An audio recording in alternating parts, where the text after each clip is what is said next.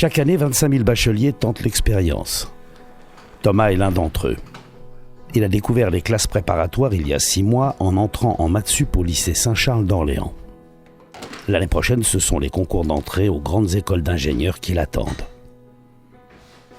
Comme beaucoup d'autres, Thomas est allé en prépa en se disant « Pourquoi pas moi ?»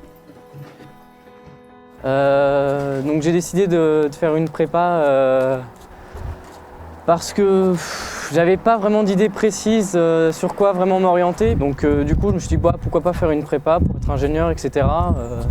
Parce qu'il y a plein de débouchés en faisant une prépa, puis c'est jamais une année de perdu, on peut faire vraiment plein de choses après. Voilà, c'est pas limité comme débouché. Pas facile d'y voir clair quand on est lycéen. La prépa, donc c'est une classe préparatoire. C'est censé nous préparer pour les écoles d'ingénieurs. Moi, c'est ce que je veux faire, mais à mes yeux, c'est 2 ans où on en chie pour arriver à l'école d'ingénieur qu'on veut. Je pense que c'est un endroit où il faut beaucoup travailler, mais où c'est possible de s'en sortir sans se noyer complètement. Et que c'est un endroit où j'ai hâte d'aller en tout cas. Le travail en prépa est plus exigeant qu'au lycée. Il faut du temps pour prendre ses marques. Mais une fois que l'élève a trouvé son rythme, il voit les choses différemment.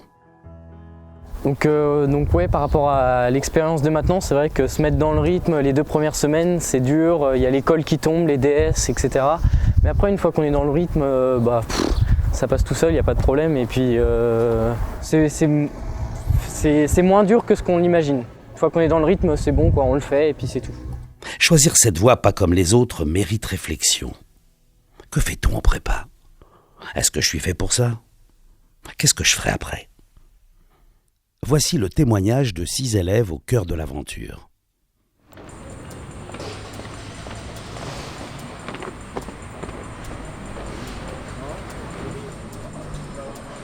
Une journée typique démarre pour Amine, élève en 2e année de prépa au lycée parisien Janson de Sailly. Aujourd'hui, ce sont les maths qui ouvrent les festivités. La séance dure 2 heures. Le professeur revient sur quelques points du cours précédent. Chaque notion est traitée de nombreuses fois, que ce soit dans les exercices ou via les questions des élèves. Les devoirs à la maison et l'école, toutes les semaines, permettent aux élèves d'approfondir ce qu'ils apprennent en cours. Donc ça ne va pas du tout. Donc pour que ce soit non nul, il faut que K-I soit inférieur à N-I, et donc on trouve la somme pour I variable de 0 à K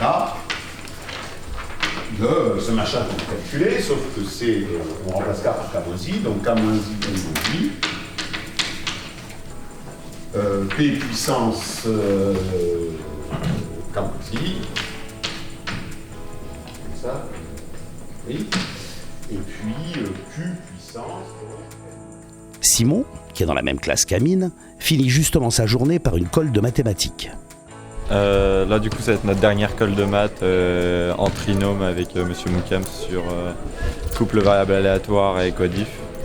Enfin je le ressens moyennement parce qu'on commence un peu les révisions de physique, de SI un peu.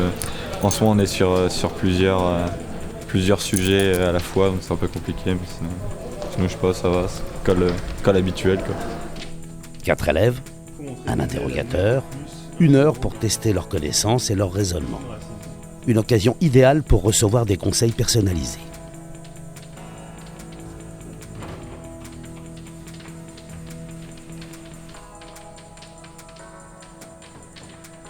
Igor Moukam, colleur et ancien préparationnaire. Une colle dure 1 heure et généralement elle se déroule en 3 phases. La première phase dure 15-20 minutes. Pendant cette phase-là, l'élève prend connaissance de l'exercice sans indication de la part du colleur. Et au bout de 20 minutes, voilà, on commence à échanger. Je prends connaissance du raisonnement qu'il a eu au début de l'exercice. Et si besoin est, je le recadre avec des indications ou des propositions d'autres pistes si jamais il est parti dans la mauvaise direction. Et donc la dernière phase de la colle, généralement, c'est si jamais la colle n'est pas finie, si jamais on n'a pas pu aller au bout de l'exercice, on essaie de voir ensemble, généralement à l'oral, comment est-ce qu'on peut continuer le raisonnement jusqu'au bout et voir éventuellement des idées d'application de l'exercice qu'on vient de répéter. Cet enregistrement-là admet effectivement une valeur forte. D'accord ? Donc c'est une interprétation. Les professeurs en contact régulier avec les colleurs peuvent ainsi suivre la progression de leurs élèves. Donc considère le vecteur y de x défini par y1 de x, y2 de x. Y, on vérifie les coordonnées qu'on a dit au début. Ah oui, il va falloir revenir à la première fois du côté. Ça veut dire quoi ça? Ça veut dire que y' égale 0 aussi. Non. Y est solution de ça et vérifie cette condition initiale-là. Quelle autre fonction vérifie cette équation différentielle avec la même condition initiale? Donc pour les élèves, l'école sert avant tout à s'entraîner aux oraux de concours, parce que après les écrits, donc il y a des examens oraux à passer pour entrer dans les grandes écoles. Et je dirais que ça leur permet de développer des qualités qu'ils ne développent pas forcément en travaillant chez eux tout seuls devant un DM, c'est-à-dire la prise de parole, la confiance en soi et la prise d'initiative. Fin de la colle, c'est l'heure du débriefing. Il faut faire gaffe à cocher des pistes, c'est vraiment le point central du cours et du cours. La fin, le raisonnement de la fin, c'est vraiment le point. Puisqu'en plus ils ont enlevé la solution maximale. Donc cette colle avec Simon, c'est plutôt bien passé. Il a bien compris la philosophie de l'exercice, je trouve. Et il essaye d'être assez autonome pendant la colle, et ça c'est appréciable. Il a 1 ou 2 points à revoir sur ce chapitre. Et je lui ai dit justement à la fin de la colle. Mais globalement, je pense que ce chapitre-là, il s'en est bien sorti. Sinon, l'école durant les 2 ans, ça a permis de mieux s'exprimer. Mieux s'exprimer à l'oral avec les professeurs. Pour le concours aussi, bientôt. Ça permet aussi toujours de revoir des petits points, de corriger des petits éléments quand on ne va pas forcément voir le professeur à la fin de chaque cours. Ça permet d'avoir d'autres avis aussi, parce qu'on rencontre d'autres professeurs, d'autres élèves. En prépa, il est nécessaire de travailler en dehors des cours. Après 2 ans et quelques tâtonnements, Amine a mis au point une méthode de travail efficace. Il garde son équilibre en l'appliquant au quotidien. Normalement, ma soirée type, ce qui a été ma soirée type ces 2 dernières années, faut savoir que je suis interne externé à Janson. Donc je mange matin, midi et soir là-bas. On a la chance d'avoir un CDI qui est ouvert jusqu'à 23h. Donc en fait, ma soirée s'articulait un peu autour de l'organisation de Janson, c'est-à-dire on mange à 19h, voire plus tôt. On dînait, donc c'est un super moment. C'était notre grosse pause d'1 heure, pour après se retrouver au CDI et donc passer toute la soirée à travailler jusqu'à 23h.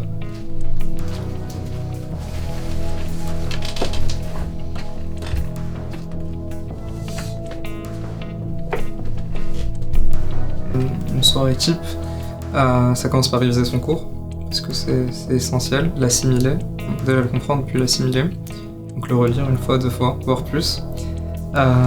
Après, j'essaie de m'attaquer aux petits exotypes, les exos d'application vraiment directe du cours, et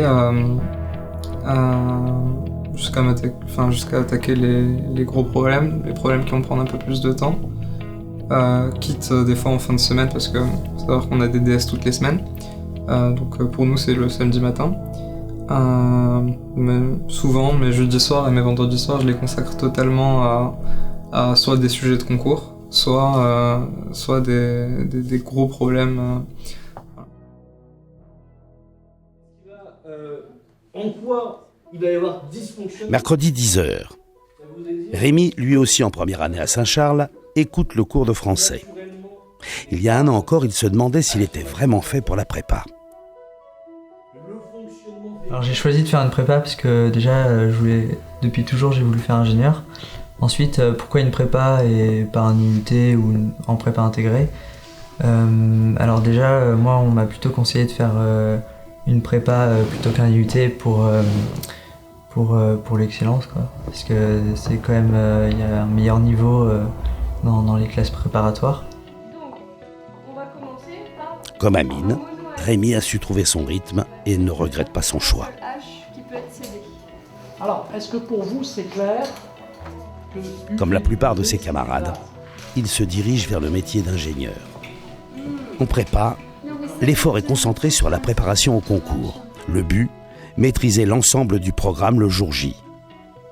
Mais pendant ces 2 ans, l'élève acquiert des connaissances solides dans des domaines variés qui lui serviront toute sa vie. Par-dessus tout, cette formation est l'occasion d'apprendre à apprendre. Sandrine Gustave, ingénieure. Mais pour moi, il n'y a pas que les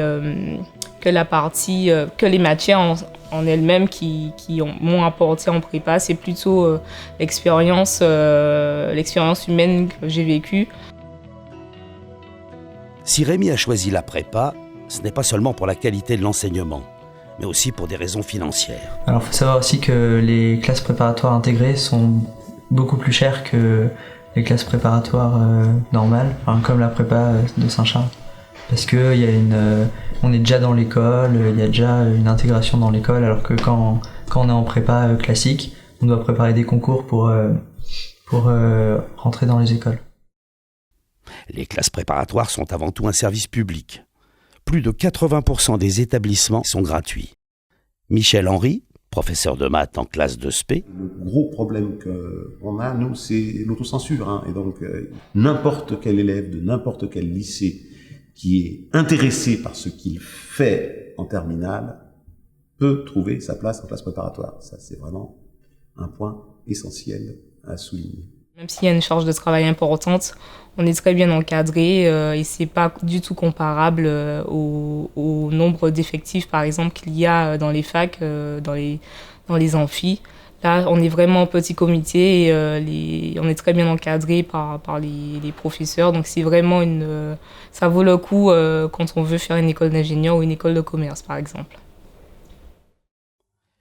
Hugo est étudiant au lycée Saint-Charles à Orléans, dans la même classe que Rémi et Thomas. En faisant une prépa, il réalise son projet professionnel. Alors plus tard, je voudrais être dans l'aéronautique ou l'automobile. Donc c'est pour ça que j'ai fait une prépa. Je voudrais être ingénieur, pouvoir diriger des projets en équipe, dans la conception de nouveaux avions ou dans l'automobile, et surtout dans le sport. Sur un CV, la prépa est considérée comme un atout. C'est l'avis de Dominique Geoffroy-Terrain, spécialiste du recrutement en entreprise. La ligne de CV qui indique que l'étudiant a suivi un parcours donc de prépa, lui dit tout de suite que c'est quelqu'un qui a surbossé, beaucoup travaillé, qui a de la résistance, qui a de la motivation, qui en veut, qui est déterminé et qui va être capable, en termes de compétences surtout, d'embrasser un très grand domaine cognitif. John Cagnol, responsable du cursus ingénieur à Centrale Paris. L'un des axes de développement, c'est effectivement le fait de pouvoir travailler sur une dynamique de groupe, de pouvoir résoudre des problèmes qui ne sont pas forcément bien posés, voire qui ne sont pas posés. Donc l'une des questions, l'une des forces de l'ingénieur, ça va être de comprendre quel est le problème posé par l'entreprise, le laboratoire de recherche, le problème de la société en général, poser le problème, et ça c'est pas facile, poser le problème, et une fois que le problème est posé, le résoudre. Le métier d'ingénieur offre des possibilités variées. Les ingénieurs ne travaillent pas uniquement dans des domaines scientifiques comme l'aéronautique ou l'informatique. Loïc est ingénieur. Il a un parcours atypique. Après son diplôme d'ingénieur, il suit un cursus en management dans une école de commerce et fait un stage dans une banque. Donc, en tant qu'ingénieur, on peut travailler dans la finance, on peut faire du risque, on peut faire de la logistique, on peut faire du business développement dans n'importe quelle industrie, que ce soit dans les banques, dans les banques d'investissement par exemple, dans l'alimentaire, comme dans le luxe, comme dans le secteur des énergies, des systèmes d'information. On a vraiment une palette, on a vraiment beaucoup de portes qui peuvent s'ouvrir à nous, et je dirais qu'en tant qu'ingénieur finalement, on peut vraiment tout faire, quasiment. Pour ceux qui ne savent pas quoi faire plus tard, la prépa est aussi l'occasion de se laisser 2 ans de plus pour réfléchir à son avenir. Aller en prépa, c'est choisir un cadre de travail. Zineb assemble aujourd'hui un montage électrique. C'est la séance de travaux pratiques. On branche notre wattmètre, notre voltmètre et notre ampèremètre. Alors de manière générale, un wattmètre à 4 bornes, parce qu'il Les élèves discutent entre eux. L'ambiance est conviviale mais studieuse. En TP, tu as plus l'occasion de parler aux autres, tu as plus l'occasion parce qu'on a des coéquipiers, on a des camarades avec qui on travaille, donc forcément on parle plus, on rigole plus. Généralement on fait des conneries, donc on en rit un petit peu, mais c'est toujours marrant. Donc il a tout fait casser. J'ai tout cassé. La clé de ces séances, c'est l'interaction entre les élèves et le professeur. L'enseignant a pour rôle de montrer aux élèves comment le TP s'inscrit dans la progression du cours. Il est là pour encadrer, il est là pour vérifier les montages, pour expliquer pourquoi le montage ne marche pas, pour apporter du concret à ce qui peut être abstrait pour nous, parce qu'au lycée c'était un petit peu abstrait et là ça change totalement. En prépa, chaque professeur ne s'occupe que d'une classe. C'est pourquoi il connaît parfaitement ses élèves. Il est en mesure d'apporter à chacun un suivi personnalisé. C'est une relation qui est à la fois amicale et distante, où les élèves trouvent en eux-mêmes leur propre motivation. Ils savent pourquoi ils sont là, ils savent ce qu'ils ont envie de faire. Et j'ai le sentiment qu'on travaille ensemble. Si au concours les élèves sont jugés individuellement, il n'est pas rare de les voir travailler à plusieurs. C'est le cas de Sibon, Zineb et Amine qui se retrouvent régulièrement après les cours. Au fur et à mesure, je voyais que tout le monde, presque toute la classe se retrouvait ici pour dîner, pour rester ici, parce que l'ambiance était vraiment géniale. Et du coup, j'ai essayé, ça m'a plu. Et du coup, j'ai commencé à rester ici. Et je regrette pas. Je regrette pas. Et ça veut pas dire non plus qu'on travaille tout le temps ensemble et qu'on fait la même chose, mais juste le fait de savoir qu'il y a des gens qui peuvent rester à côté de toi, qui peuvent te voir travailler, que tu vois travailler, qui te motivent et que tu motives, c'est assez intéressant et c'est assez constructeur. Sincèrement, en arrivant en prépa, moi je pensais pas du tout que ça se passerait comme ça. Je pensais rentrer chez moi à chaque fin de cours, déprimer un peu tous les soirs, manger toute seule, me faire à manger, me faire mal à manger et dormir tard, ne pas trop être efficace. Mais finalement, c'est pas du tout le rythme de vie que j'entretiens. C'est totalement différent. On s'est fait vraiment un réseau d'amis parce qu'on reste ensemble après les cours, parce qu'on crée des liens et c'est assez important. Et on m'a souvent dit que les amitiés créées en prépa, c'est les meilleures. Tous trois se serrent les coudes. L'élève de prépa est plus solidaire que solitaire. Ok, il est 8h, on vient d'arriver au lycée. Donc là, on est dans la salle d'examen. Là, c'est DS de physique, 4h, donc ça devrait aller. Chaque semaine, les élèves ont un devoir surveillé ou DS. Ouais, ça fait du bien quand même. Ça permet de faire le point sur tout le chapitre, de voir ce qu'on n'a pas forcément compris avec la correction après. Donc oui, c'est quand même indispensable si on veut réussir, je pense.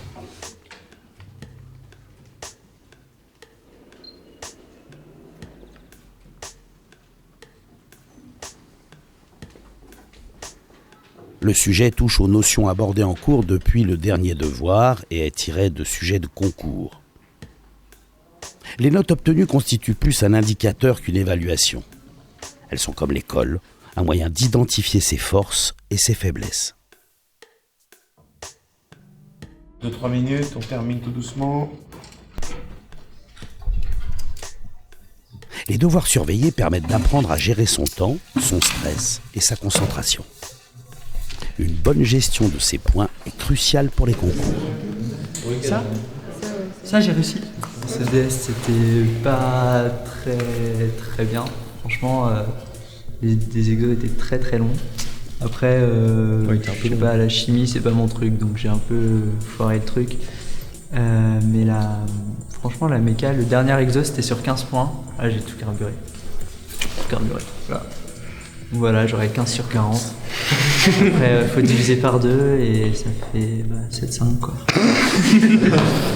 Et en fait, le carré, elle l'a oublié. Et du coup, avec Paps, on est allé voir le mec et on lui a dit qu'il y a une erreur. C'est que dans les exos qui sont vraiment durs, tout ça, c'est qu'il faut être hyper pointilleux. C'est ultra précis en fait. Et là, on voit vraiment ce qu'on n'a pas compris, qu'on n'est pas allé suffisamment au bout des choses. Et je pense que c'est là que c'est utile en fait, ça nous permet de voir vraiment le fond du problème, ce qu'on n'a pas compris. Et du coup, pour les concours, on arrive en ayant déjà vu les difficultés, et je pense que ouais, c'est un plus, c'est mieux. C'est ensuite le week-end qui commence. Il ne sera pas dépourvu de travail, mais pour l'instant, l'heure est à la détente. Les élèves gardent souvent leur loisir pendant la prépa. C'est un moyen de conserver leur équilibre. Alors moi le week-end après les cours, donc pour décompresser un peu de toute cette pression donc qu'il y a en prépa, je fais du rugby comme vous pouvez le voir. Après je cours pas mal, j'aime bien courir sur les bords de Loire quand il fait beau. Pour décompresser, je peux regarder un film le samedi après-midi parce que bon, après le DS, retravailler tout de suite c'est difficile. Parce que le DS ça demande vachement de concentration, etc. Puis... Donc le week-end je fais de la guitare après les cours, donc j'en fais depuis 7-8 ans, donc je continue, je prends juste moins de cours, je continue de voir mon prof juste 1 heure par semaine, des fois moins en fonction de la charge de travail. Ces années de prépa réputées difficiles sont riches d'expériences, de rencontres et d'apprentissage. En fin de compte, ceux qui y sont passés en sortent toujours grandis.